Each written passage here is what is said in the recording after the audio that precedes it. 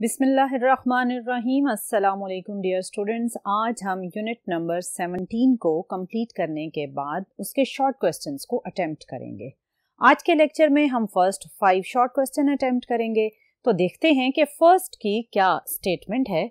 First question में आपसे ये पूछा गया, explain the formation of depletion region in a PN junction.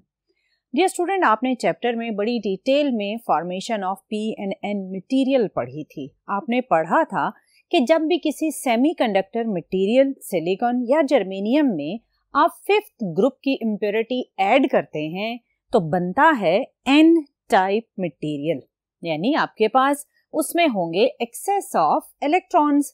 लेकिन अगर आपके सेमीकंडक्टर मटेरियल में आप ऐड करते हैं 3rd ग्रुप की इम्प्योरिटी तो उसमें होंगे एक्सेस ऑफ होल्स और वो बनेगा पी टाइप मटेरियल, जिसमें क्या होंगे, जिसमें होंगे access of holes.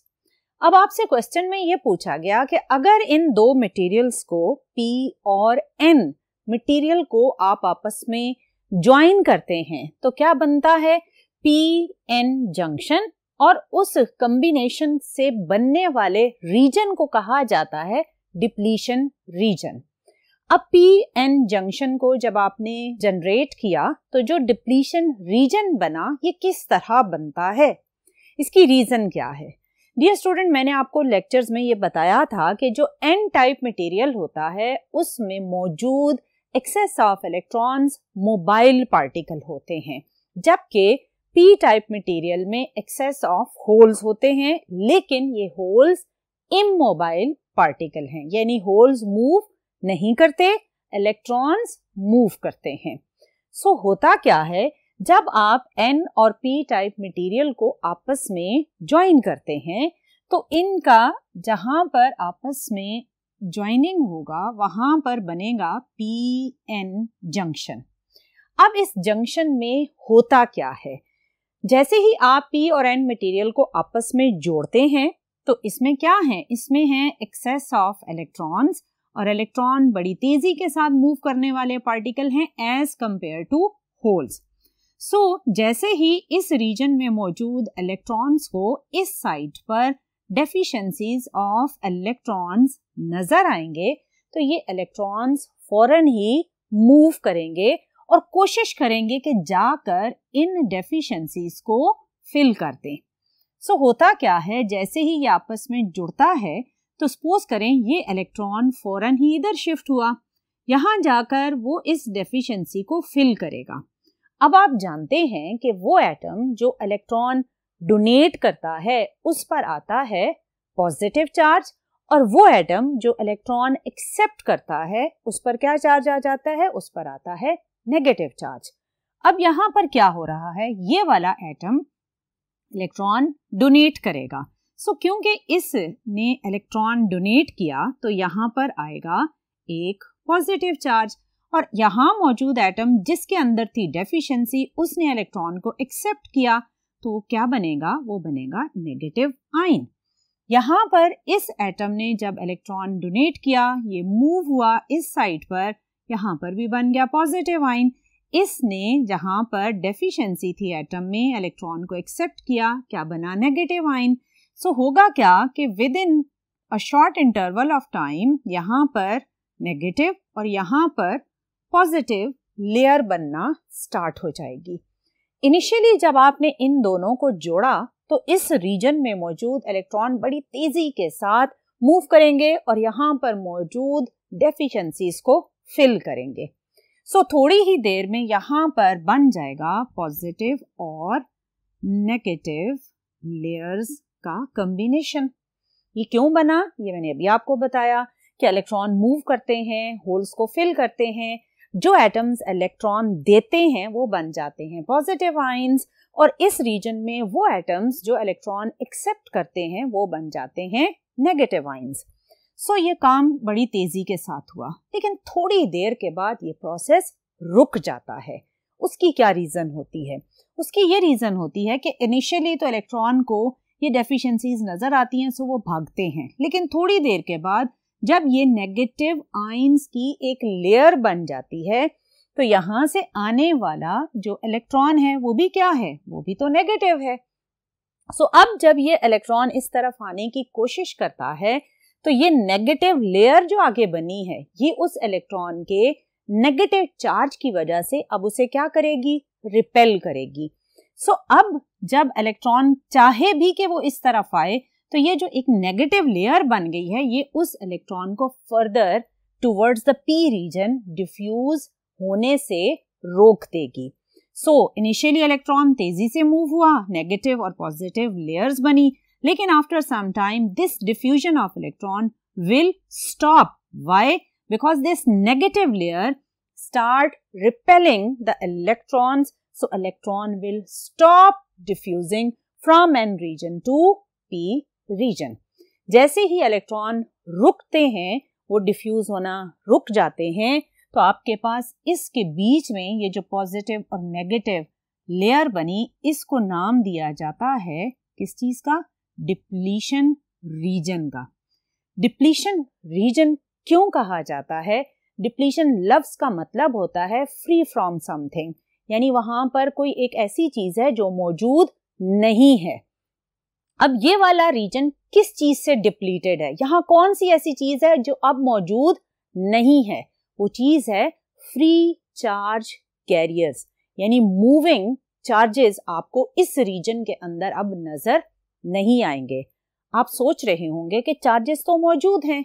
Yes, charges तो मौजूद हैं, लेकिन मूविंग चार्जेस मौजूद नहीं हैं। इस रीजन में जितना पॉजिटिव चार्ज है उतना ही नेगेटिव चार्ज है। सो ये रीजन इलेक्ट्रिकली न्यूट्रल होता है और यहाँ पर आपको मोबाइल या मूव करता हुआ कोई भी चार्ज नजर नहीं आता। So this region is depleted from free charge carriers. So dear student, आप कहेंगे कि जब आपने पी और एन मटेरियल को आपस में कंबाइन किया तो इलेक्ट्रॉन डिफ्यूज हुए towards the P region, holes virtually diffuse हुए towards the N region. Virtually मैंने क्यों बोला? क्योंकि मैं आपको बार बार बता चुकी हूं कि होल्स हकीकत में मूव नहीं करते। अब यहाँ पर भी क्या हो रहा है कि होल जिसे आप पॉजिटिव चार्ज कहते हैं वो एक्चुअली यहाँ से इस जगह मूव नहीं हुआ। यहाँ से कौन मूव हुआ था? यहाँ से तो इलेक्ट्रॉन मूव हुआ था, और इलेक्ट्रॉन के मूव होने से यहाँ पर क्या चीज आई? नेगेटिव चार्ज, और यहाँ क्या हुआ? पॉजिटिव आयंस बने। सो लगा इस तरह कि यहाँ से जितने इलेक्ट्रॉन इधर गए हैं उतने ही यहाँ से पॉजिटिव चार्जेस इधर आए हैं। लगता इस तरह है, लेकिन हकीकत में ये होल्स यहाँ से यहाँ मूव नहीं कर रहे होते। सो holes virtually moves towards the n region. During this electron hole recombination, positive and negative ions are formed. और इसके फॉर्म होने से क्या बना? एक इलेक्ट्रिक फील्ड बनेगा from positive to negative side. So electric field will stop further diffusion. कैसे? मैंने अभी आपको बताया कि ये नेगेटिव लेयर फर्दर इलेक्ट्रॉन को पी रीजन की तरफ मूव नहीं करने देगी। सो ये इलेक्ट्रिक फील्ड फर्दर इलेक्ट्रॉन की मूवमेंट को रोक देती है। This chargeless region is called depletion region. Chargeless क्यों मैंने कहा? क्योंकि जितने पॉजिटिव हैं उतने ही नेगेटिव हैं। सो ये रीजन इलेक्ट्रिकली न्यूट्रल होगा और इस रीजन में आपको कोई भी फ्री चार्ज कैरियर्स मूव करते हुए नजर नहीं आएंगे। सो डियर स्टूडेंट, ये था कि किस तरह एन और पी रीजन जब आपस में कंबाइन होते हैं, पी एन जंक्शन बनता है और उस पी एन जंक्शन के ऊपर बन जाता है एक डिप्लीशन रीजन। सो ये था आपका फर्स्ट शॉर्ट क्वेश्चन जिसे मैंने बड़ी डिटेल में आपको समझाने की कोशिश की। अब मूव करते हैं नेक्स्ट बोर्ड पर और देखते हैं कि सेकंड शॉर्ट क्वेश्चन किस कॉन्सेप्ट से रिलेटेड है। जी dear student, second short question transistor से रिलेटेड है जिसमें आपसे बेस रीजन और कलेक्टर रीजन के बारे में पूछा गया है। क्वेश्चन कुछ इस तरह है, explain why in a transistor the base is thin, lightly doped and the collector is large in size. Part A में आपसे बेस के बारे में पूछा गया कि बेस थिन क्यों है, वो लाइटली डोप्ड क्यों है। आप जानते हैं कि आपके पास अगर NPN ट्रांजिस्टर हो तो ये रीजन क्या कहलाता है? ये एमिटर कहलाता है। ये बीच वाला रीजन कहलाता है बेस और जो साइज में बिगर रीजन होता है वो कहलाता है कलेक्टर। अब आपसे ये पूछा गया पार्ट ए में कि ये जो बेस है ये थिन क्यों है और इसमें आपने लाइट डोपिंग क्यों की होती है। थिन होने की क्या वजह है? थिन होने की एक सिंपल सी रीजन है कि अगर ये बेस थिक हो जाए, यानी इसका साइज आप बड़ा कर दें, यानी ये पोर्शन इतना वाइड हो जाए, तो फिर क्या होगा कि जो इमिटर पोर्शन से इलेक्ट्रॉन्स बेस रीजन में जंप करेंगे, उनका मैक्सिमम जो पोर्शन है वो इस साइड पर एक बेस करंट को जनरेट कर देगा। क्योंकि अगर ये पोर्शन बड़ा होगा, सपोज करें मैं इसे बड़ा कर देती हूं, आप इसके साइज को बढ़ा दें। अब क्या होगा कि इस पोर्शन से जब इलेक्ट्रॉन इसमें इंजेक्ट होंगे तो इसके वाइड होने की वजह से जो मैक्सिमम इलेक्ट्रॉन्स हैं वो, अगर आपने इस साइड पर बेस एमिटर जंक्शन की फॉरवर्ड बाइसिंग की हुई है तो मैक्सिमम इलेक्ट्रॉन को जगह मिलेगी और वो इसी फॉरवर्ड बाइस जंक्शन के बीच में ही मूव करना स्टार्ट कर देंगे और वो आउटर साइड पर जो कि कलेक्टर पोर्शन है उस तरफ रिवर्स बाइस पोटेंशियल की तरफ कम जाएंगे। अगर ये थिन होता है तो उससे हमें ये बेनिफिट मिलता है कि जब एमिटर से बेस में इलेक्ट्रॉन्स एंटर होते हैं और ये एक थिन पोर्शन है, अगर ये थिन पोर्शन हो तो मैक्सिमम इलेक्ट्रॉन जो बेस में इंजेक्ट होंगे वो इस कलेक्टर की तरफ अट्रैक्ट हो जाएंगे। सो बेस के थिन होने से जो फॉरवर्ड बाइस जंक्शन की करंट बेस में एंटर होती है उस करंट का मैक्सिमम पोर्शन कलेक्टर की तरफ अट्रैक्ट हो जाता है। ये तो है कि हमें थिन होने से क्या बेनिफिट मिला। दूसरा उसने पूछा है कि लाइटली डोप्ड होने से क्या फायदा होता है।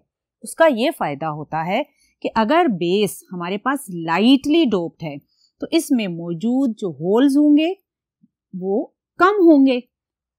सो जब इलेक्ट्रॉन इस बेस में एंटर होगा तो इलेक्ट्रॉन होल्स रिकम्बिनेशन भी कम हो जाएंगे। अगर ये हेवी डोपिंग के साथ हम यूज करें तो इसमें जो होल्स हैं वो ऑब्वियसली बहुत ज्यादा हो जाएंगे। जब होल्स की कंसंट्रेशन ज्यादा हो जाएगी तो इलेक्ट्रॉन होल रिकम्बिनेशन भी बहुत ज्यादा हो जाएंगे। जब इलेक्ट्रॉन होल रिकम्बिनेशन ज्यादा होगा तो इलेक्ट्रॉन ज्यादा इधर ही यूज हो जाएगा और वो आउटर साइड पर मूव नहीं करेगा और हम एम्प्लीफिकेशन को अचीव नहीं कर सकेंगे। सो इसकी थिन और लाइट डोपिंग दोनों आपके पास एम्प्लीफिकेशन को इंक्रीज करने में हेल्प प्रोवाइड करते हैं। So the base is made thin and lightly dope so that the majority carriers supplied by the emitter do not combine in the base region and most of them pass on the collector। यही बात मैंने आपको यहाँ पर समझा भी दी। अब इसका जो दूसरा पार्ट है उसमें आपसे पूछा गया कि कलेक्टर लार्ज इन साइज क्यों होता है। आपको बताया गया था कि कलेक्टर का साइज एमिटर और बेस दोनों से बड़ा रखा जाता है। उसकी क्या रीजन होती है? और ये भी आपको बताया था कि कलेक्टर में जो डोपिंग होती है वो इमिटर के कंपैरेटिवली कम होती है, बेस के कंपैरेटिवली ऑब्वियसली वो ज्यादा होती है। अब हमें क्या फायदा होता है कलेक्टर के लार्ज इन साइज होने से? उसका हमें ये फायदा होता है कि जब इमिटर से बेस और बेस को क्रॉस करते हुए कैरियर्स कलेक्टर में आते हैं तो इसका मतलब ये होगा कि बेस हो या इमिटर हो, दोनों में से मेजॉरिटी कैरियर्स अट्रैक्ट होकर किसमें एंटर हो रहे होते हैं? कलेक्टर में। सो कलेक्टर के अंदर आने वाले चार्ज कैरियर्स, या आप सिंपली कह दें कलेक्टर में आने वाला करंट बहुत ज्यादा होता है। जब वो करंट ज्यादा होगा तो ऑब्वियसली कलेक्टर में जनरेट होने वाला हीटिंग इफेक्ट भी ज्यादा होगा।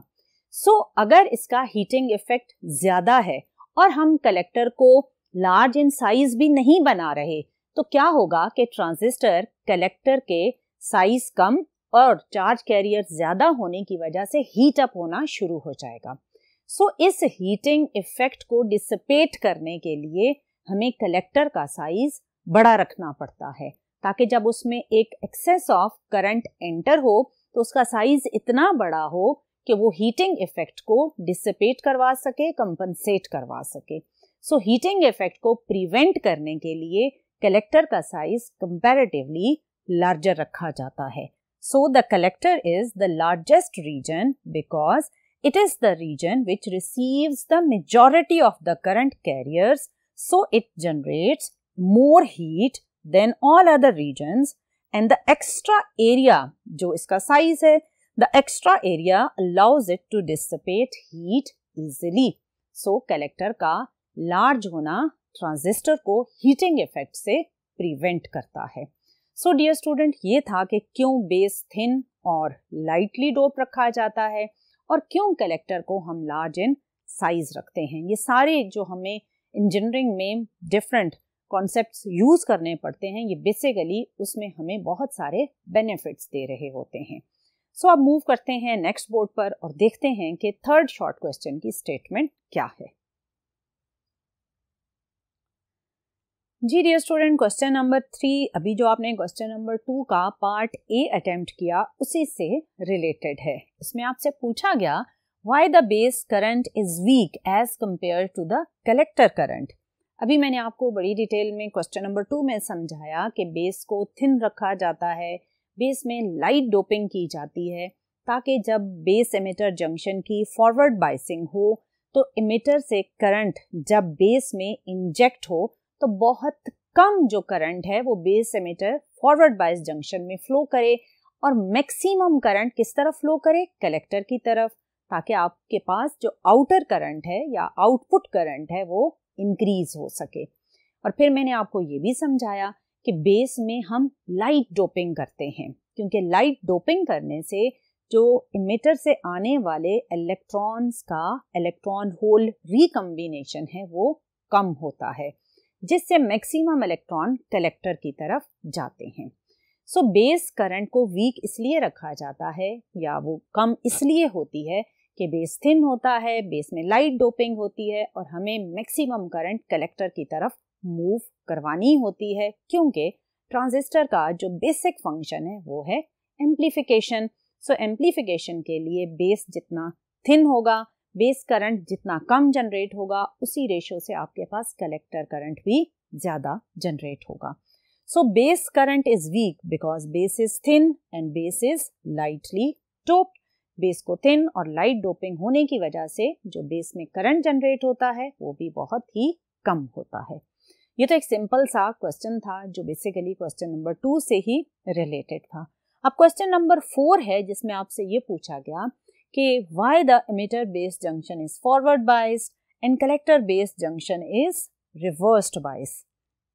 Dear student, क्योंकि आपके पास base emitter junction forward biased है और आप जानते हैं कि जब भी फॉरवर्ड बाइसिंग हो तो जो डिप्लीशन रीजन का या रेजिस्टेंस बनेगा इनपुट का वो आपके पास कम होता है, और जब भी रिवर्स बाइसिंग हो तो उस जंक्शन का या आउटर सर्किट का, ट्रांजिस्टर में आप बात करें तो वो आउटर सर्किट बनेगा या output loop of the circuit बनेगा, उसका रेजिस्टेंस आपके पास हाई होगा.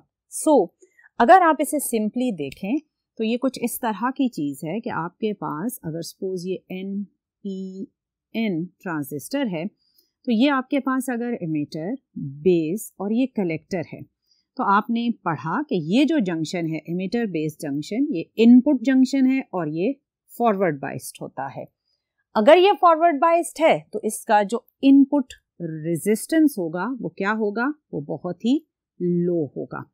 जबकि ये जो कलेक्टर बेस जंक्शन है ये आपने पढ़ा कि ये क्या होगा, ये रिवर्स्ड बाइस्ड होगा. अगर ये रिवर्स्ड बाइस्ड है तो इस जंक्शन का जो आउटपुट रेजिस्टेंस है वो क्या होगा, वो बहुत ही हाई होगा because of the reverse biasing. और आप जानते हैं कि जब भी किसी भी सर्किट में आप एक लो रेजिस्टेंस से हाई रेजिस्टेंस की तरफ मूव कर रहे होते हैं तो ये एक हाई एम्प्लीफाइड सर्किट का बिहेवियर होता है. So base emitter junction is the low resistance जो कि एक इनपुट सर्किट है, और आपके पास जो बेस कलेक्टर जंक्शन है ये रिवर्स्ड बाइस्ड है जो कि आपके पास आउटपुट सर्किट का बिहेवियर होता है. सो इस लो से हाई रेजिस्टेंस की मूवमेंट की वजह से आप बेस्ट एम्प्लीफिकेशन अचीव करते हैं. So because of the forward biasing of base emitter junction the input resistance becomes very small and collector base junction is reversed bias. So the output resistance becomes very high and the circuit with low input resistance and high output resistance act as a best amplifier. So transistor को best amplifier बनाने के लिए हमें input resistance लो रखने के लिए base emitter junction forward बाइस करना पड़ता है और कलेक्टर बेस जंक्शन यानी आउटर रेजिस्टेंस को हाई रखने के लिए कलेक्टर बेस जंक्शन हमें रिवर्स्ड बाइस्ड रखना पड़ता है। सो ये था आपके पास क्वेश्चन नंबर 4। अब मूव करते हैं फर्स्ट बोर्ड पर और देखते हैं कि फिफ्थ क्वेश्चन की स्टेटमेंट क्या है। जी डियर स्टूडेंट, क्वेश्चन नंबर 5 की स्टेटमेंट देखते हैं। स्टेटमेंट है draw the diagram of NPN and PNP transistors and explain how it works. Dear student, आप जानते हैं कि जब आपने NPN ट्रांजिस्टर ड्रॉ किया था तो इसमें जो ये N रीजन है जो कंपैरेटिवली स्मॉलर इन साइज था as compare to this N region, इसे आपने कहा था इमिटर, और जो सबसे सेंट्रल पार्ट है जो बहुत ही थिन होता है इसे आपने कहा बेस, और ये जो लार्ज इन साइज है एज कंपेयर टू इमिटर इसे आप कहते हैं कलेक्टर। सिमिलरली जब आपने PNP ट्रांजिस्टर भी ड्रॉ करना है तो ये इसमें होगा इमिटर, सेंट्रल पोर्शन कहलाएगा बेस, और जो लार्जर इन साइज होगा that will be called as collector. ये इमिटर क्यों कहलाता है? क्योंकि इसमें इंजेक्ट होता है जब करंट, तो ये करंट इमिट करता हुआ जाता है बेस रीजन में, और बेस रीजन से फिर ये कलेक्टर रीजन आने वाले मैक्सिमम करंट को आउटपुट की तरफ कलेक्ट कर लेता है। सो ये करंट इमिट करवाएगा, बेस में से होता हुआ कलेक्टर मैक्सिमम करंट को कलेक्ट करेगा, that's why it is called collector.